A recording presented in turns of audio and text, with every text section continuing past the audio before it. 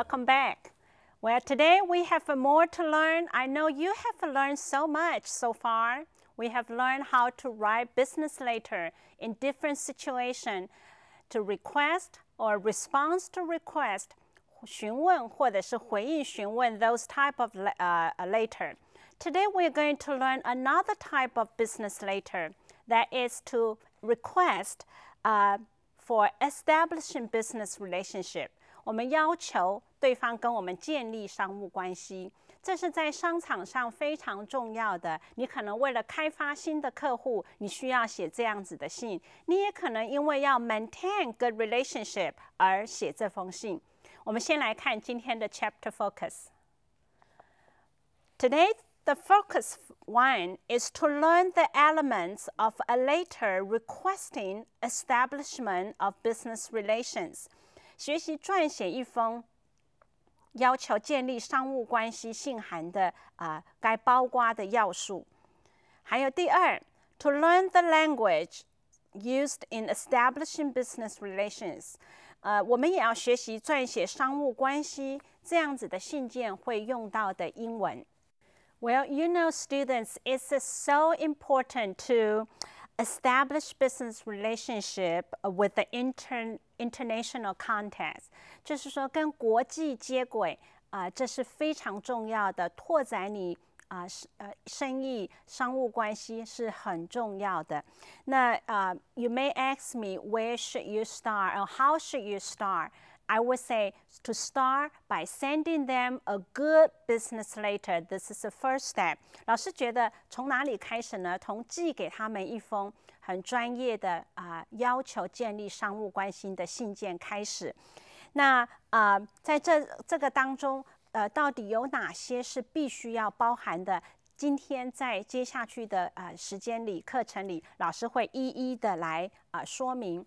首先，我想我们来看第一个部分。当你在写这封书信的时候，你应该用有 letterhead 印有 letterhead 的一个信纸来写。也就是说，你这个公司要有自己的信纸，好，比如说这个信纸的信头哈，就是 fit 这个公司。那这个公司写信出去，那就应该有代表自己的 logo， 代表自己的 contact information， 这是第一个。我想你不适合用一个没有 letterhead 的一个 letter 来写 establishing business relations， 我觉得不合适。如果你公司没有 letterhead 的信，你应该要去印它，这不是很多钱，你应该要做，因为这个是公司的门面。OK， 现在软体很方便，有很多可以来使用的。接下来我们来看，在这封信里头应该包含 inside address， 也就是收件人的住址、收件人的公司，甚至收件人的名字。如果你有更详尽的，你就表示出来。若没有，像这一个呢，只有一个公司名字也没有关系，因为你第一次跟对方建立商务关系，你可能还不知道谁是 contact 的那个contact 的人那你就只好写公司的名字跟住址。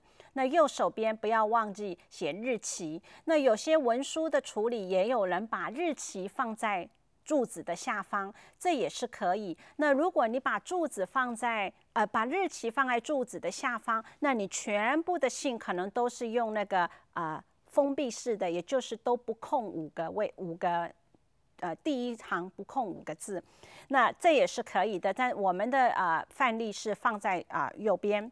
那现在我们来看这篇这个范例它怎么开始呢？它连谁都不知道，但是它仍然有 salutation， 叫做 Dear Sir。Alright， 这个位置就不能没有写哈，一定要写 Dear something， 好 ，Dear who so and so。We have obtained your name and address from the American Chamber of Commerce in Taipei. We are writing to inquire whether you would be willing to establish business relations with us. 他说：“我们呢是从这个台北商会美国商会得到你的名字跟联络的住址。那我们写信给你呢，是想要知道你是不是愿意跟我们进一步建立商务的关系。好，这个是说明他在哪里得到他的 content information 以及他的目的。好，它就是 inquiry， 他们能不能establish business relations。那下一个呢，我们看他介绍他自己了哈，他说 We have been importers of fitness equipment for many years。他说我们在这个进口的这个运动器材哈，我们已经是很多年的生意的经验。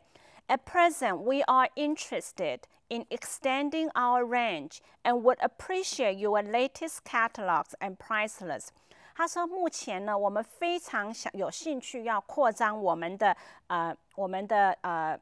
品种类以及我们的种类哈，我们会非常 appreciate 很谢谢你的这个最新的 latest catalog 最新的目录跟价目表。他说 We would expect to place a big order if your price are competitive。他在这里也说明了就是说如果你的价钱很有竞争性，我们也期待可以下很大的订单。像在这一段落这样子表达是非常合适的。最后他说 We look forward to your early reply。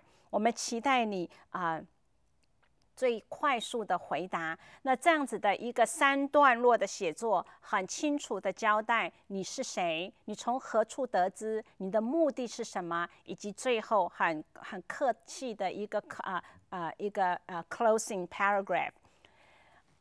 那最后我们来看 signature block。我要这封信寄出去的时候，一定要有签名。你们看到了，它有complimentary close 客套话的结尾就是 yours truly， 这是很合适的。你看他是 Jack Zhang， 他就签名，然后再打一次，然后写了他是 General Manager， 是总经理。同学们在这里，我要你们知道，一封商业书信在寄出去的时候，它是必须要有签名的。如果没有签名，这封信就不够完整。那不够完整，就会让对方觉得你好像是没有经验的。你竟然寄出一封没有签名的信给我们，那就表示很多了，别人就会觉得这个公司不专业他的人员不专业。So 你不要轻看一封书信的格式，这是别人可以看到你的第一眼。你懂吗？这是非常重要的，少一个都不可。那当然这封范例它写得很清楚那我们待会还会做更多的练习。我们先休息一下，我们马上回来进行下个单元。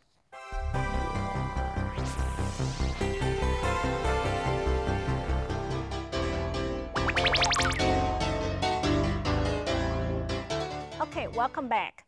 We'll continue to learn how to establish business relations with the other company, other people. Okay, check it out. In this section, I'm going to teach. There are many different ways you can write in different paragraphs.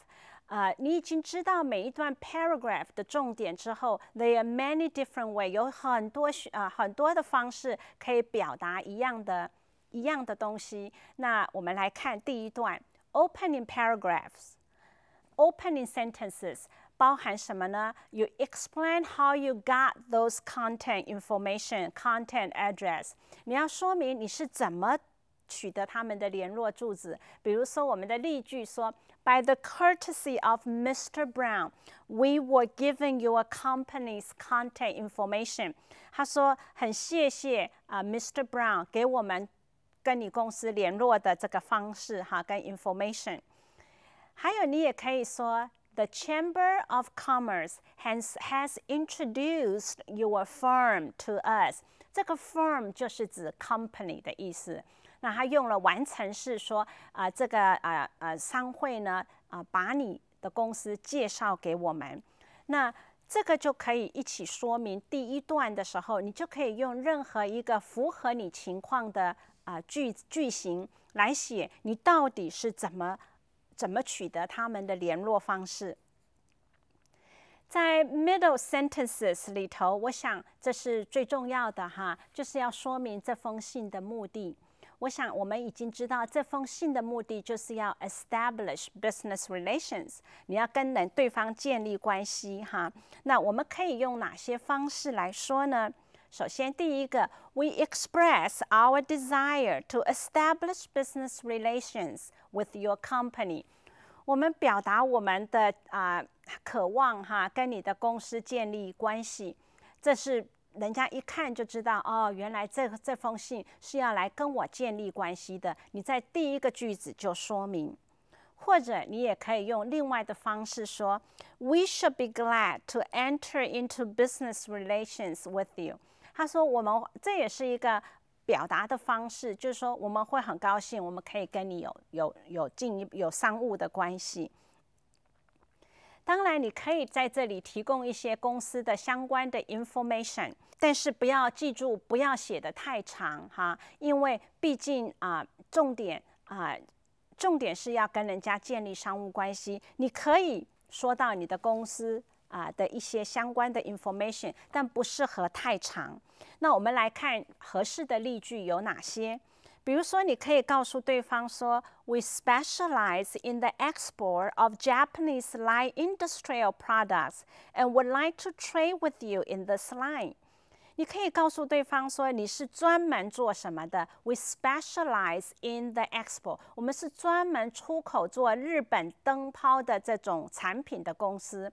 我们想要跟你做贸易，在这一个 in this line 就是这个领域，或是这一个生产线上，我们想要跟你做进一步的关系。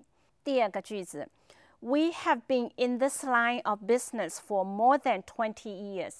你也可以接续着刚刚上面那个句子，你可以说明说，我在这个行业里是已经超过多少年在这条线上，这个生产事业上已经20年了。还有一个就是在这个 middle paragraphs、middle sentences， 你还可以写什么 ？You tell them what you require from them。你从他们这边你需要他们提供什么？首先，比如说，你可能会说 ，It would be very helpful if you could send us statistics on your sales。在跟对方建立商务关系之前，你要他们提供就是他们在产量上的数据。那可以让你知道这个公司情况是怎么样这是很合理的要求。你要想知道这个公司在它的销售额上表现怎么样，或者你可以说 ，We would be glad if you could send us the related information。你可能不知道你不具体的说明，你只有说明说我们会很高兴，你如果可以寄给我们一些相关的 information。还有一个就是很重要的是 give the recipient an incentive to reply。你给对方一些激励也许对方会回应迅速一点的东西。比如什么呢？比如说，你可以说 if your prices are reasonable, we will expect to place a large order in the near future。如果你的价格是非常非常的合理。我们可能很快的会下一笔大订单。Or you can say, we would expect to place a big order if your prices are competitive。这个意思是跟上句是一样的，但是写作的方法不一样了。最后我们来看 closing paragraphs、closing sentences。我觉得最后的句子应该是要 encourage the recipient to give a prompt reply。因为跟人家建立关系，如果对方不理你，那就很麻烦了，那就好像石沉大海。So you need to find out what are the good encouragement 可以 give them to respond to you immediately。比如说，你就很客气 ，Your early reply would be greatly appreciated。你很快速的回答会被我们非常的感谢。或者是你可以直接说 ，We look forward to your prompt reply。我们会静候你迅速的回答。这些都是在establish business relations 的时候应该可以做到的哈，分3段啊。第一个说明你从哪里得到他们的 information， 接下去你可以说明你的 purpose 是什么，很清楚 purpose 是establish business relations， 然后你也可以告诉对方你需要对方给你一些什么 information 啊，这个都很 OK。最后你可以很客气的回答，说你期待他们的回复。当然，这样子一个四平八稳的信件出去，只要是正确的只要对方也有兴趣，他们应该可以很快回应。Alright, okay, now let's take a short break.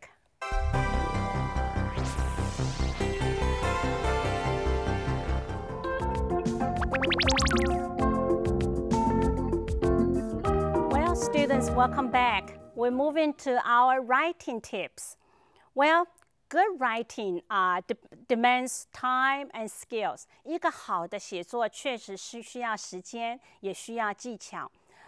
老师告诉你们，很少人可以一坐下来就写很 OK 的东西出去写很 OK 的信件出去。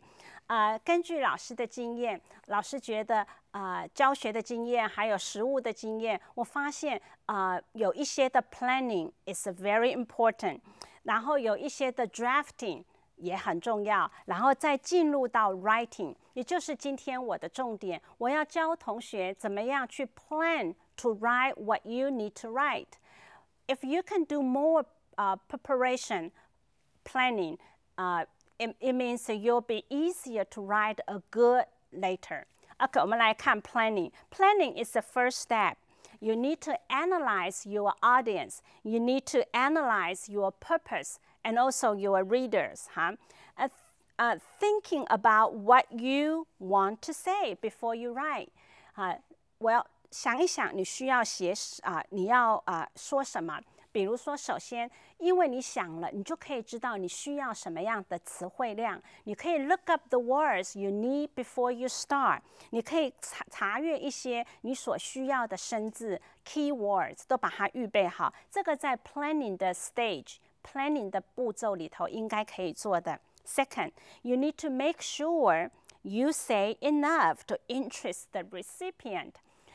这是一封要求建立商务关系的一封信，所以你要确定你所说的、所写的足够吸引对方来回应，否则的话，这封信很可能就是被当作一个 printed matter 或 junk mail 去处理而不理你。所以这个在 planning 的时候，同学们就可以下一点功夫。我觉得 planning 的 stage 是不可以 skip， 不可以跳过的。接下去就是 drafting 就是打草稿很多同学是边写边打草稿，这不是最有效的写作方式。你应该先打好草稿，再回头来写作。很少有人可以一下子就写好一封信，没有经过 drafting。打草稿有什么目的呢？我们来看第一个，note the points you want to make。OK， 你把你要写的重点先写下来，记下你要写的重点。OK， 比如说这些重点是什么？你一项一项的写就是先做好一个小笔记一样第二 ，you can lay out your ideas in logical order。这非常的重要，将你的想法很有逻辑性的把它列出来。因为如果你的逻辑很清楚，这封信就倾向于对方读起来也就比较容易读懂第三个 ，keep it brief and to the point， 简洁扼要。也就是说，这封信不应该冗长到别人不想看。你这封信要小心，你写的时候要很简洁。最后 ，encourage a prompt reply。鼓励对方有一个很迅速的回应。那怎么鼓励呢？刚刚老师有说，你可能给对方有什么吸引他的，给他很有兴趣，对这个公司的要求很快就感兴趣。either 寄给他一些你的catalog， 或者是你的price list， 或者是你的 discount information， 或者是你公司的 reputation， 这些都应该是有帮助的。Alright， 接下来我们来看这封这封我们在作业里头的 Check Your Answer 这封信。那这封信呢，也是很典型的，就是建立商务关系的一封信。首先，它有 letterhead， 我们看到了 letterhead 就是 fit all。然后我们再往下看，我们看到了有 inside address， 我们也看到了在右手边有 our reference， 这个在我们第一讲次就有学到，就是信件我们有做了档案的分类。比如说这里第一个它写 DH/LH/1105，我们不用管它是怎么样，只管说到时候你回应对方信件的时候，你就要写 your reference， 就要照写，不管人家写的 reference number 是什么，你就照抄就是了哈。好，我们来看这封信。这封信它首先说 Dear Sir，On the recommendation of your Chamber of Commerce, we have obtained the name and address of your company. 他说，我们经过这个商会的推荐，我们得到了你的公司的名字跟住址。We wish to inform you that we specialize in the export of fitness equipment and shall be glad to enter into business relations with you on the basis of equity and mutual benefit. 他说，我们呢，希望期待通知你哈，我们希望可以通知你一件事，就是说要告诉你，我们是一个专业出口的运动出口产品的运动商、出口商。我们会非常的高兴跟你能够建立彼此互等的互惠的这种商务关系。所以在这一段里头，它说明了他是怎么得到对方 information 的。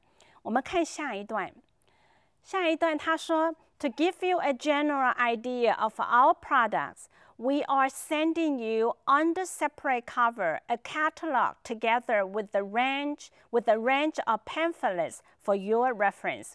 他说，为了给你一个认识，对我们产品的认识，我们另外separate 就是另外又再寄给你 catalog， 还有一些 pamphlet， 还有一些册子哈。他说 Please let us have your specific inquiry if you are interested in any of the items listed in the catalog. We shall make offers promptly. 他说你让我们知道你有没有一些的要求哈，有没有一些的兴趣，对，有没有一些的兴趣对一些事情如果有的话，我们很快的也会回应你哈，我们会 make an offer immediately。然后最后就很客气的说 ，We look forward to hearing from you soon。From you soon。那接下去就是签名的部分了。签名的部分，它说明它是出口厂商，然后 David Manager。那因为这封信是另外寄送一些东西，所以这封信没有 enclosure， 只有这样子而已哈。如果它是附件，那就会有 enclosure 了。All right， 接下去我们赶快来看同学们的 Q&A。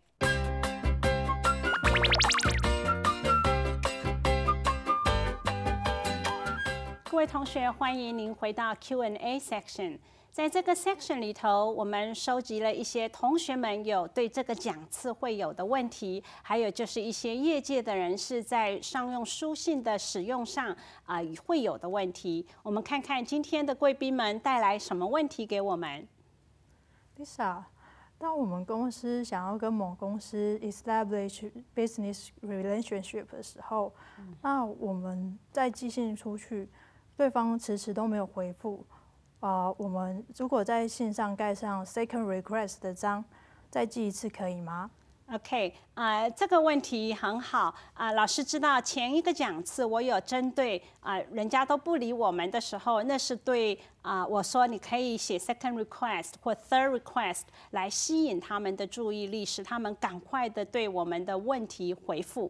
但是在你这个情况下，就是 establish relationship with the new company. So I would say you put the second request or third request. 我觉得有点不好，为什么呢？因为这跟询问回应是不一样的 situation. What you can do is 他们迟迟不回应，可能告诉你他可能不是很有兴趣跟我们有关系，或有进一步的关系，这时候你可能可以把它归在一个比较反应没有这么积极的一个客户群里头，那你可以暂时先不去理会它。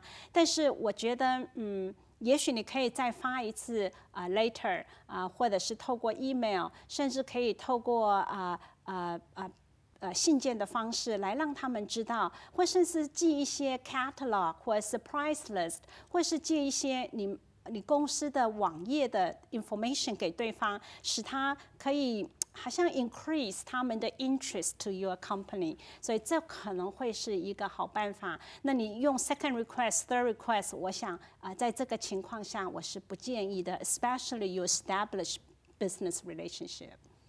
I have a question here. While I was writing a letter to establish business relationship with them, can I introduce some of our company product, capital, or even our reputation? Well, that would be a good idea, right?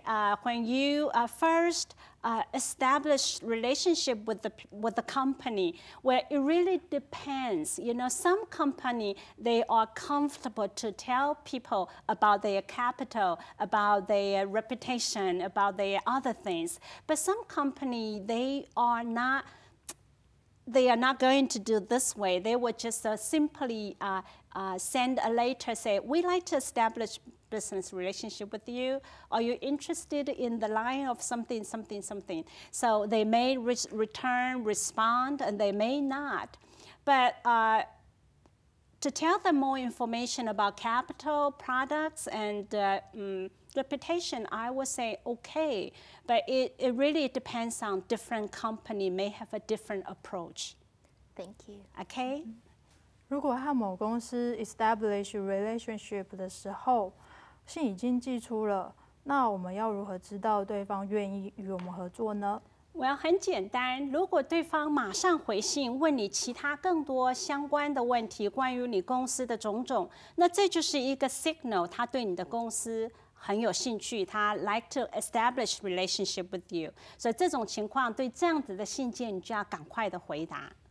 如果我们收到一封来信，想和我们 establish relationship， 但是我们公司对他们公司完全没有任何兴趣，我们该如何处理呢？Well， 这种事情确实是可以发生的哈，就是你对这个公司的背景或者是它的相关的服务产品都没有兴趣，这时候我想站在 professional business correspondence 的 handling 的一个方法，还是你会给他一封简短的信，或简短的 email， 让他知道说we have no longer in the 这个 business， 或者是说 at this moment we are not interested in 什么哈？可能用这样子的回复比不回复来的专业一点。同学们，这是关于这个讲次贵宾所提出来的一些问题，希望这些 answer also answer your questions. All right, we'll see you next week.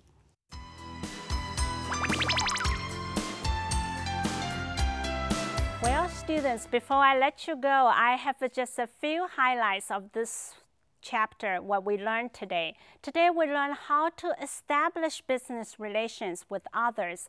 Well, when you send a letter, make sure you send a real professional letter to the company, to the people you like to establish business relations.